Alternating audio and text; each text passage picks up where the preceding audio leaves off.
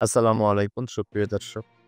পাকিস্তানের সেনাপ্রধান আসিম মুনিরের বিবৃতিতে এবার ভারতের সেনাপ্রধান জেনারেল উপেন্দ্র দ্বিবেদী তার বিবৃতি দিয়েছেন। তিনি বলেছেন, পরবর্তী যুদ্ধ ধারণার চেয়েও আ আগে শুরু হতে পারে এবং এটি হবে বড় ধরনের সংঘাত। তো একেকজনের পর একেকজন একটার পর একটা বলেই যাচ্ছে। টানা ১১ বছর ক্ষমতায় থেকে সবচেয়ে বড় রাজনৈতিক ও কূটনৈতিক চ্যালেঞ্জের মুখোমুখি নরেন্দ্র মোদী। এখন সময়ই এমন সময়েই ভারতীয় সেনাপ্রধানের কাছ থেকে এলো যুদ্ধের সতর্কবার্তা। তবে এই যুদ্ধ কাদের বিরুদ্ধে তা সরাসরি না বলায় শুরু হয়েছে নানান জল্পনা, যার মধ্যে বাংলাদেশ ও পাকিস্তানকেও জড়িয়ে দেখছেন অনেকে। সাম্প্রতিক এক বক্তব্যে ভারতের সেনাপ্রধান জেনারেল উপেন্দ্র দ্বিবেদী বলেন, পরবর্তী যুদ্ধ ধারণার চেয়েও আগে শুরু হতে পারে এবং এটি হবে বড় ধরনের সংঘাত। তার মতে শত্রুপক্ষ একক কোনো দেশ নাও হতে পারে, বরং অন্য দেশ থেকেও সহযোগিতা পেতে পারে।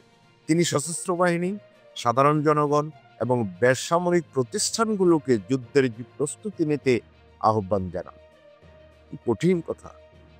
এদিকে পাকিস্তানও যেন আগেভাগেই পরিস্থিতি আঁচ করেছে। পাক সেনাপ্রধান আসিম মুনির হুঁশিয়ারি দিয়ে বলেন, পাকিস্তানের অস্তিত্ব হুমকির মুখে পড়লে পুরো বিশ্বের অর্ধেক ধ্বংস করে দেওয়া হবে।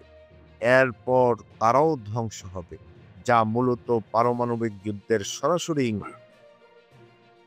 তিনি ভারতের গোয়েন্দা সংস্থা র এর বিরুদ্ধে সীমানার বাইরে সন্ত্রাসী কর্মকাণ্ডে জড়িত থাকার অভিযোগ তুলেছেন।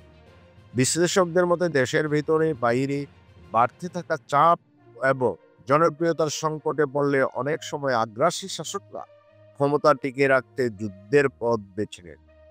ইসরায়েলের প্রধানমন্ত্রী বেনিয়ামিন নেতানিয়াহুর মতো উদাহরণ তারা টেনে আনছে।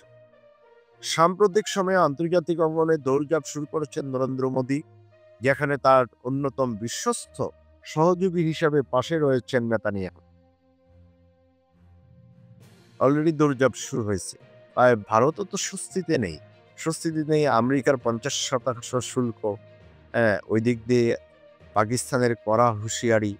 এদিকে বাংলাদেশের জনসাধারণ ভারতের বিরুদ্ধে। তো চারিদিক দিয়েই কোণঠাসা। আর কোণঠাসা হবে নাই কেন? তারা ভালো কিছু কাজ করেছে বলে আমার মনে হয়। করছে বলে আমার মনে হয়। এই নরেন্দ্র মোদী আমার মনে হয় এই ভারতকে ডুবাবে। দর্শক, দেখা যাক কি হয় সামনে ভবিষ্যতে। আমরা সবাই চোখ কান খোলা রেখে চলাফেরা করি এবং নিরাপদ থাকি। আজ এ পর্যন্তই। ভালো থাকবেন। আল্লাহ হাফেজ।